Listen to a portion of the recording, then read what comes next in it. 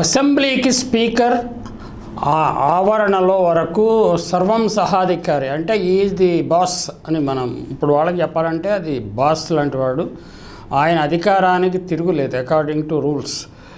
ఈరోజు అంటే నిన్న మొన్న స్పీకర్ గారు అయ్యన్న పాత్రుడు గారు జగన్ ప్రతిపక్ష హోదా మీద రూలింగ్ ఇచ్చారు.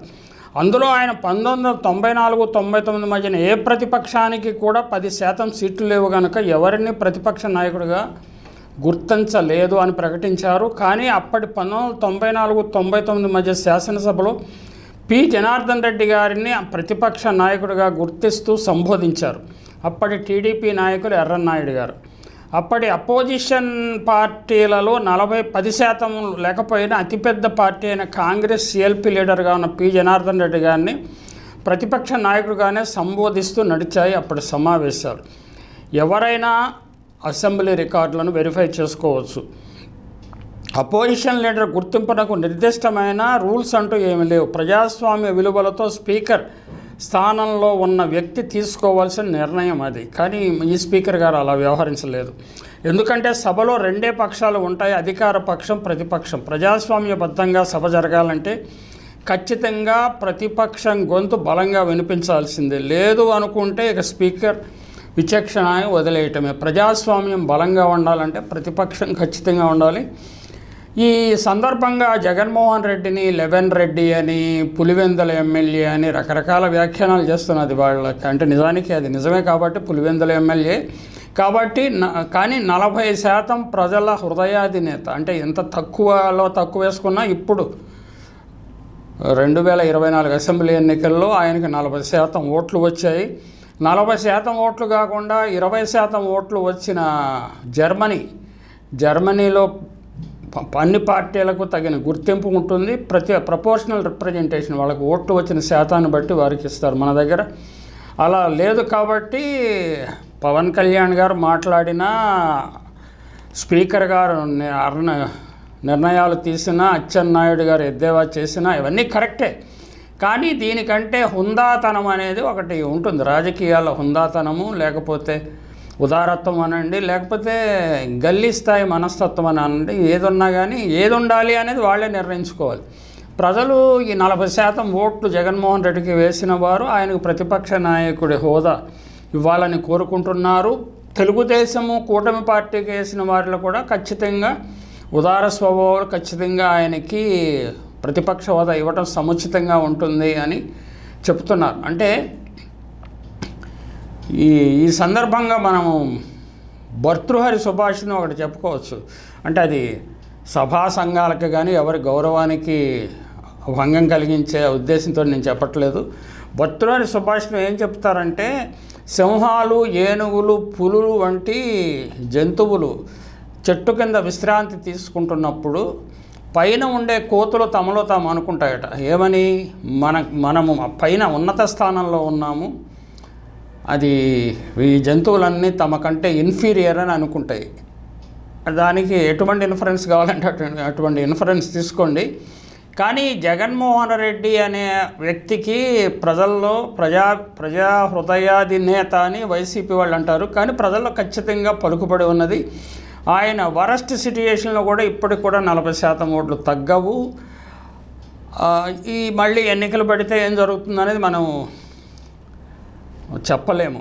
కానీ వైసీపీ అభిమానులు, వైసీపీ కార్యకర్తల హృదయాధినేత అయిన జగన్మోహన్ రెడ్డి మాకు ఎందుకు ప్రాణ సమానుడు అని వాళ్ళు ఖచ్చితంగా చెప్తున్నారు. జగన్ అనే ఒక ప్రభంజన శక్తి రాజకీయాల్లో లేనప్పుడు సంబంధం లేని హత్య కేసులు ఆయన మీద బనాయించారు. అయినా ఒక్క క్షణం బెదరలేదు. అంటే పరిటాల రవీంద్ర అనుకుంటాను, సిబిఐ వాళ్ళు కూడా క్లీన్ చిట్ ఇచ్చారు. తండ్రి పోయిన పుట్టెడు దుఃఖంలో ఉన్నప్పుడు, అలాగే తండ్రి పోయిన దుఃఖంలో ఉన్నప్పుడు ముఖ్యమంత్రి పీఠం కోసం సంతకాలు సేకరించాడు అని పచ్చి అబద్ధాలు ప్రచారం చేశారు. అయినా అదరలేదు. తండ్రి చనిపోయిన తరువాత ఇచ్చిన మాటకు కట్టుబడి ఓదార్పు యాత్ర చేస్తుంటే ప్రజల్లో ఆయనకు వస్తున్న ప్రతిస్పందన తట్టుకోలేక కడుపు మంటతో ఆయన మీద చెప్పిన పితూరీలో నమ్మిన సోనియా బెదిరించినా సరే జగన్మోహన్ రెడ్డి వెనుకడుగు వేయలేదు. అక్రమంగా కేసులు పెట్టి 16 నెలల్లో జైల్లో పెట్టినా సరే ఓర్చుకున్నాడు, భరించాడు తప్పితే వెనుకడుగు వేయలేదు.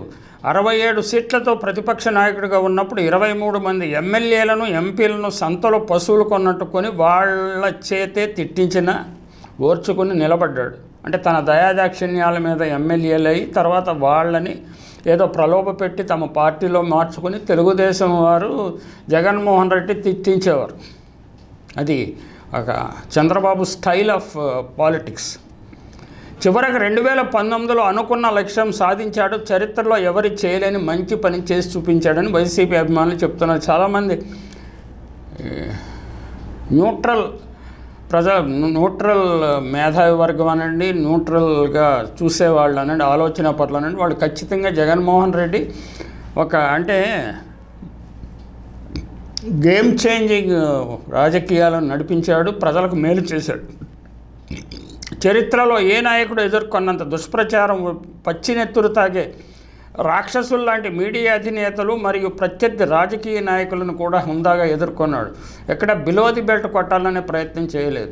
మార్గదర్శి మీద కేసులు పెడితే మార్గదర్శి మీద కేసు ఉన్నది కాబట్టి కేసు పెట్టాడు. నా నాయకుడు గెలవచ్చు, ఓడవచ్చు అంటే వైసీపీ వాళ్ళు అంటున్నారు. సుఖాలు అనుభవించవచ్చు లేదా నరకం చూడవచ్చు, కానీ ఏ రోజు మమ్మల్ని మాత్రం తలదించనివ్వలేదు, వేరే పార్టీలకు ఊడిగం చేయించలేదు, వేరే పార్టీ జెండాలు మోసే జెండాల కూలీలుగా మమ్మల్ని తయారు చేయలేదు. కూటమి నాయకులు ఒక పార్టీ ఒకటి చేయటాన్ని ప్రస్తావిస్తున్నారు వైసీపీ అభిమానులు. ఇలాంటి ఒక నాయకుడి కోసం ప్రాణాలుండి పనిచేయడానికి మించిన గర్వం, లెగసీ ఇంకేముంటుంది అని కూడా వాళ్ళు సగర్వంగా చెబుతున్నారు. నా నాయకుడే మా పార్టీలో చాలామందికి స్ఫూర్తి, రాజకీయాలకు మాత్రమే కాదు మా జీవితానికి కూడా. అంటే ఫిరాయింపులను ప్రోత్సహించకుండా, ఫిరాయించిన వారు తప్పకుండా తమ గత పార్టీలో వచ్చిన పదవులను, ఎమ్మెల్యే పదవితో సహా అన్ని పదవులను వదులుకుని వస్తేనే పార్టీలో చేర్చుకుంటానన్న షరతు పెట్టారు. ఇది దేశ రాజకీయాల్లో నభూతో నా భవిష్యత్. ఏ పార్టీ కూడా, మేబీ వామపక్షాలు ఉండొచ్చు, మిగిలిన పార్టీలు ఎక్కడ బీజేపీ నుంచి, కేంద్రంలో బీజేపీ అనేక రాష్ట్రాలలో ఫిరాయింపులను ప్రోత్సహించి ప్రభుత్వాలను కూలగొట్టింది, తాను అధికారంలోకి వచ్చింది. జాతీయ స్థాయిలో అటువంటి పనులు చేయడానికి ఏ పార్టీ వెనుకాడలేదు. ఇక తెలుగుదేశం గురించి చెప్పనవసరం లేదు. ఇటువంటి రాజకీయాలు ఉన్న సమయంలో జగన్మోహన్ రెడ్డి ఆయన కాలానికంటే ముందు వచ్చాడా, లేకపోతే కాలంతో పాటు మారలేకపోతున్నాడా అనేది ప్రజలు భవిష్యత్తులో నిర్ణయిస్తారు.